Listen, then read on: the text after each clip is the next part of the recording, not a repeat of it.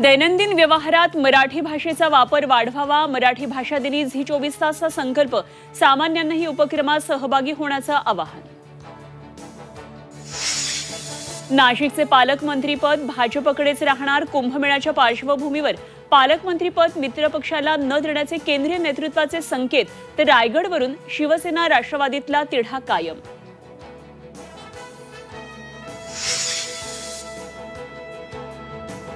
स 29,000 माथाडी कामगारांचा भाजपमध्ये प्रवेश. भाजप प्रदेश कार्यालयामध्ये पार पडले पक्षप्रवेश सोहळा. चंद्रशेखर बावनकुळे, रवींद्र चव्हाण यांच्या उपस्थितीमध्ये पक्षप्रवेश. अकोला कृषी विद्यापीठाच्या सिनेटसाठी तत्कालीन मंत्री सत्तार यांचे पीए मोगल यांच्याकडून गैरव्यवहार. राष्ट्रवादीचे आमदार अमोल मिटकरींचे थेट आरोप.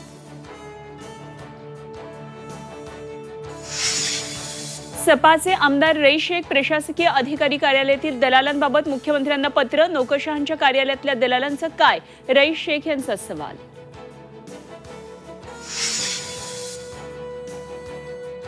पुणे बलात्कार प्रकरणातील आरोपी दत्ता गाडे राजकीय पक्षाचा कार्यकर्ता असल्याची माहिती. पोलीस तपासातून माहिती समोर.